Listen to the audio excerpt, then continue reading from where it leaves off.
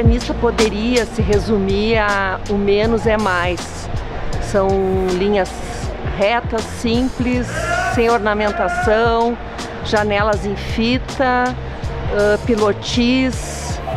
Isso seria um resumo da arquitetura modernista. Aqui no Grêmio Náutico União foi preciso um projeto para um ginásio, quer dizer um espaço grande. Então foi chamado Castro Melo, que é um arquiteto que era atleta, tá? E ele fez esse projeto em 1955.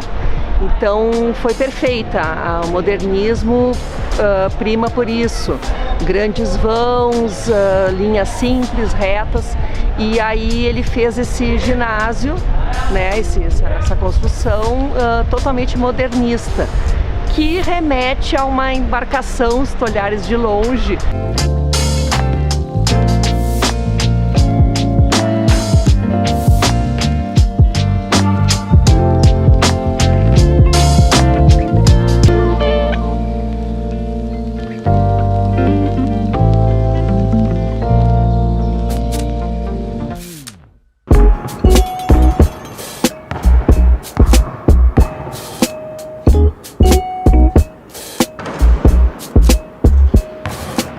Palavras fogem assim, mas isso aqui é minha vida, né?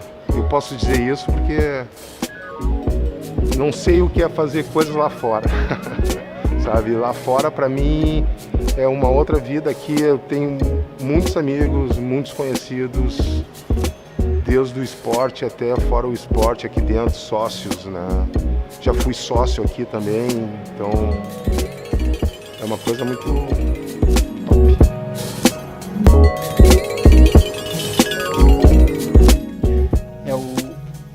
O ginásio do Grêmio Náutico União, ele é dos anos 50, ele foi projetado pelo Ícaro de Castro Melo, que é um arquiteto muito referencial na arquitetura esportiva, e assim como outros arquitetos do centro do país, ele realizou muitos projetos pelo Brasil inteiro nos anos 50. Então, além dele, nós tivemos outros exemplos aqui em Porto Alegre, e a importância é que foi um arquitetos até de fora do país também, uruguaios, que vieram, fizeram projetos importantes em Porto Alegre. Eu acho que isso foi o início de talvez indo mais atrás, teve até o Widerspan lá, né, veio da Alemanha, ainda mais antigamente, mas eu acho que foi então a maturidade de uma arquitetura gaúcha, se pode dizer assim, que permitiu que a partir daí, desses anos 50, a gente tivesse uma produção local própria, com identidade, né, que tem eu acho que a arquitetura gaúcha aqui, que a gente poderia dizer que ela é uma arquitetura brasileira, mas com uma forte influência cisplatina aqui do Uruguai, da Argentina, principalmente da arquitetura uruguaia. Então tem essa característica única, e eu acho que os anos 50, onde nós tivemos arquitetos do centro do país que vieram projetar aqui, foi a maturidade dessa nossa arquitetura gaúcha. Foi isso que foi importante. E a partir daí, depois tivemos anos 60, anos 70, anos 80, tivemos a partir daí uma produção própria. Talvez pode não ser caracterizada como grande qualidade, falando de arquitetura autoral ou de exemplares únicos, mas eu acho que isso faz parte também, porque é uma arquitetura nossa. Então também existe é um processo. Eu acho isso importante porque talvez precisávamos passar por isso, porque agora, nos dias de hoje, a gente está vendo uma arquitetura de grande qualidade executada aqui mesmo, pelos escritórios do Rio Grande do Sul.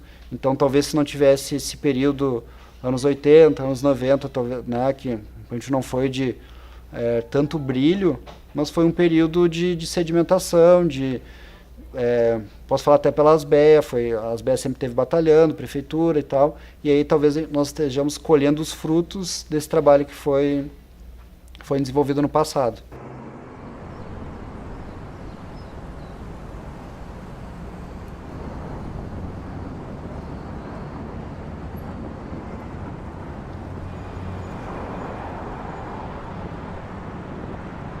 Ele dificilmente vai ficar para trás em relação a essas necessidades, porque tem muita gente estudando isso, né?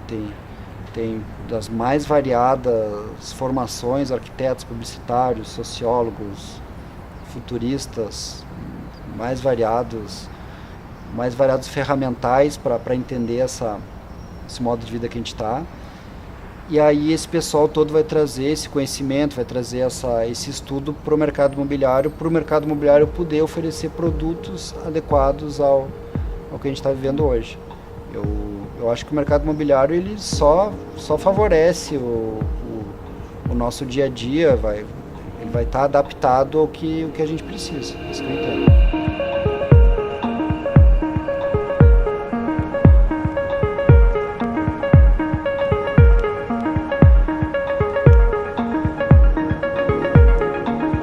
Virou um ícone porque é uma construção diferenciada, né?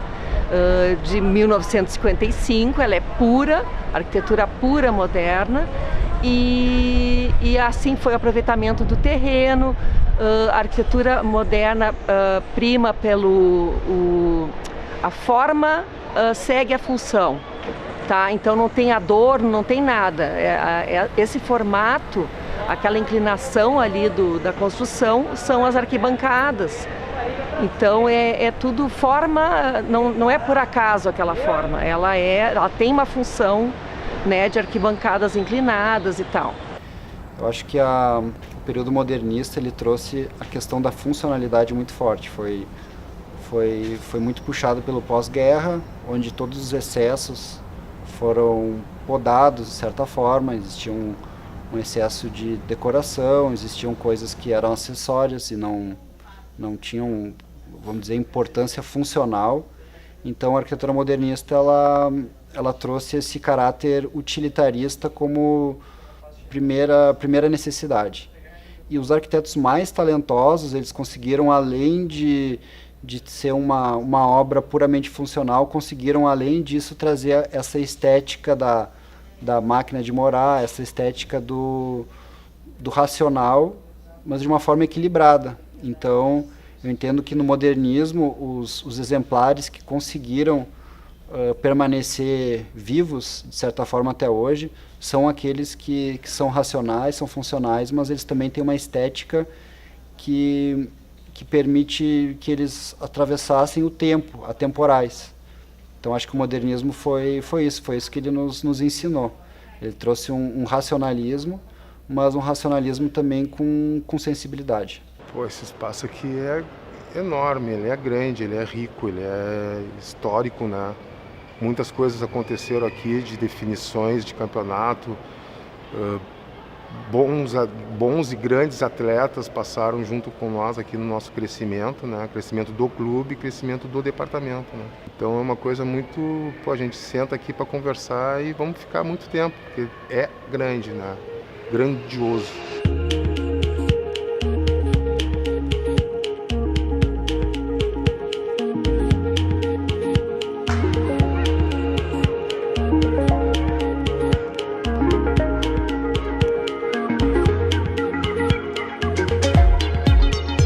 O Grêmio Náutico União, pela sociedade, cara, ela é enorme, cara.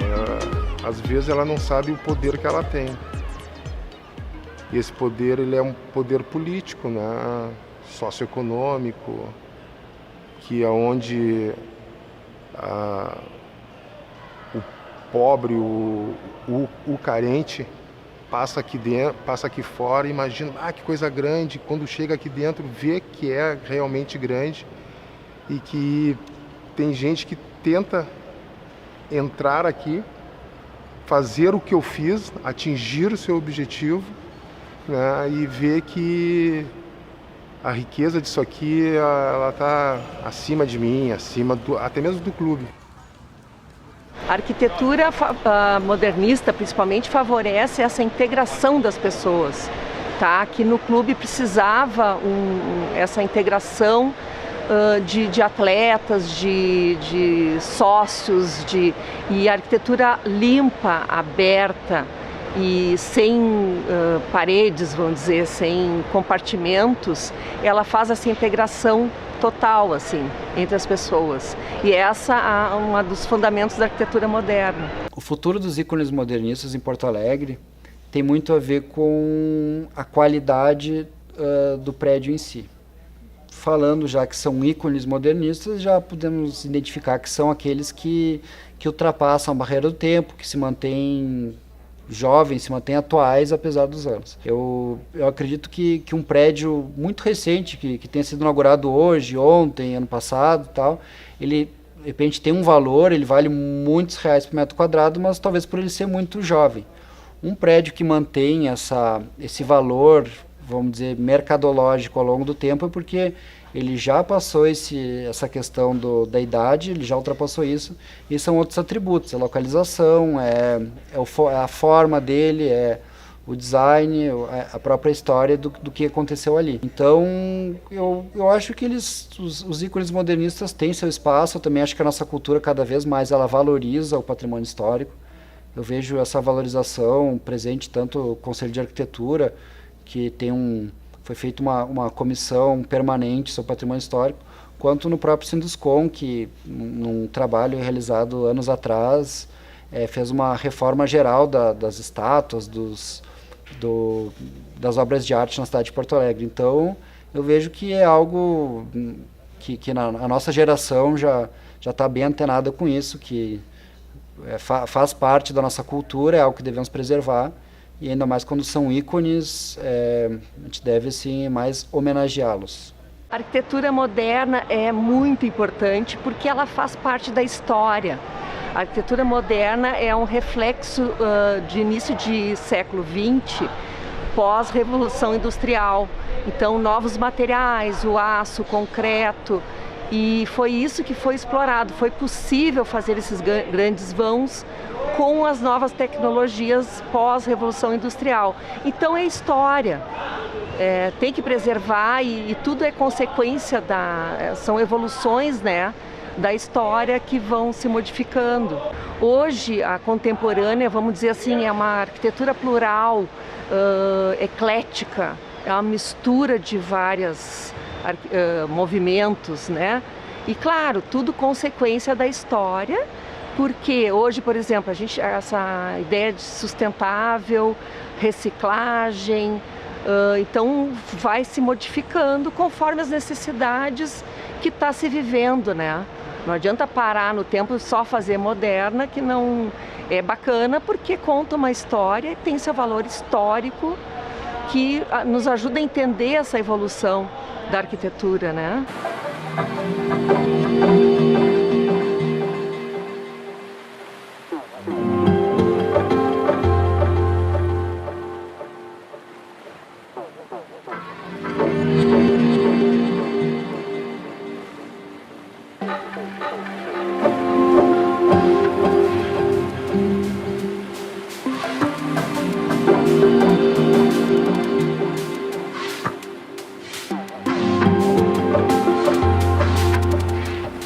A arquitetura esportiva, ela tem o diferencial de ser muito funcional.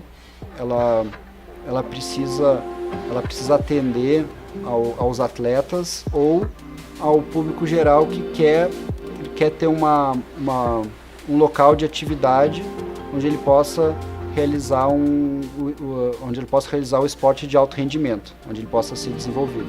Então, no esporte de alto rendimento, tu precisa ter as melhores instalações possíveis para que a tua envoltória,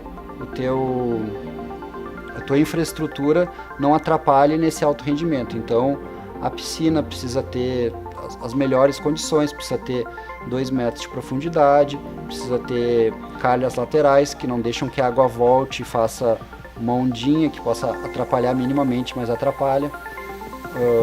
Tem a questão dos outros esportes, também precisa ter iluminação adequada, ventilação, fora todas as questões periféricas, como vestiários, como acessos qualificados e também instalações de combate a incêndio. Mas a arquitetura esportiva, ela privilegia as questões funcionais. E aí, da mesma forma que a arquitetura moderna, quando tu consegue transcender essa mera funcionalidade e agregar estética, agregar uma beleza nessas instalações, isso se torna de alguma forma uma referência, se torna um local que mais do que somente os atletas, o público que vai estar ali, é um local que ele é reconhecido como não só uma instalação esportiva, mas um ambiente de arquitetura, um ambiente de cultura. Então, isso é importante.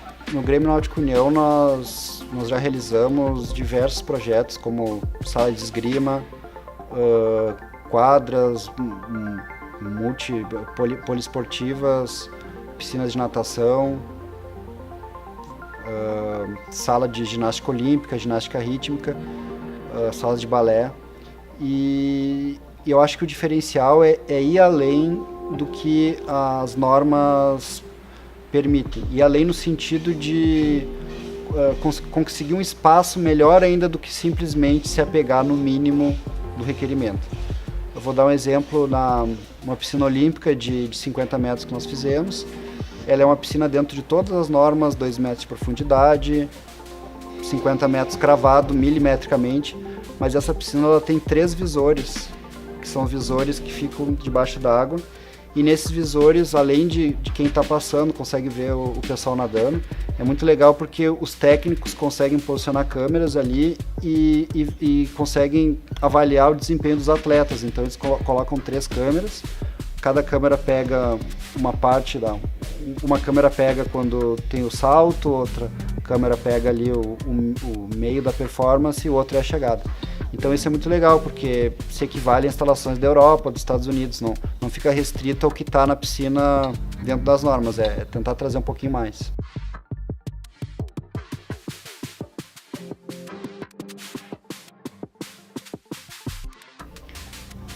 Essas características de ventilação natural, de iluminação natural, de espaços mais amplos, ela se perdeu, na minha opinião, foi pela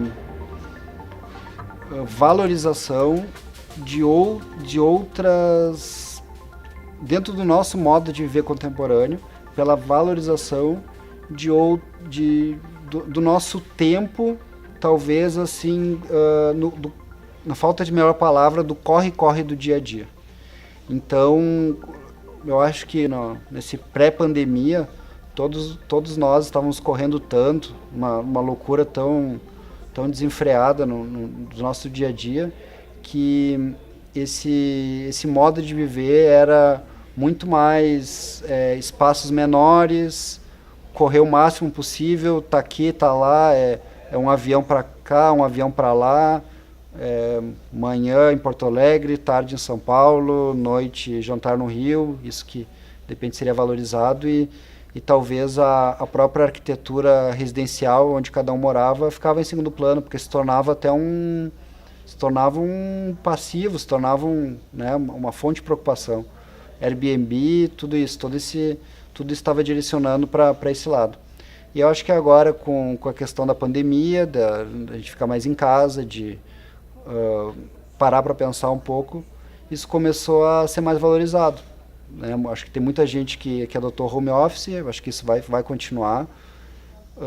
Eu acho que muitas famílias que se viam, talvez, no início da manhã e no final do dia, estão se vendo mais, estão se vendo durante o almoço, estão se vendo talvez até em períodos horas variadas do dia, e aí acaba que o próprio lar está ganhando um novo significado, que está mais sintonizado com o que se vivia talvez nos anos 50, que era um modo de vida mais, eu não diria mais devagar, talvez eu acho que a rapidez hoje vai ser através da internet, através do digital, mas quando a gente estiver assim fora das redes, fora do celular, fora do computador, eu acho que a gente não vai tentar não correr tanto, e aí isso impacta no espaço que nós vamos estar. Então acho que é por aí, a gente estava correndo tanto no analógico quanto no digital, e agora eu acho que o fora do digital a gente não quer correr tanto, e aí a gente vai ter mais tempo para apreciar o lugar onde a gente está. Aí vem o tempo que eu estou aqui dentro, né, que eu já vi muitas coisas mudando aqui dentro, mas mudando sempre para o bom, uma melhora para todo mundo. Então é uma questão de quem está chegando, né? De quem está aqui, para onde vai. Então, é encher isso aqui de atleta, encher de competições, né? Que a gente vai em busca, né, dessa melhora.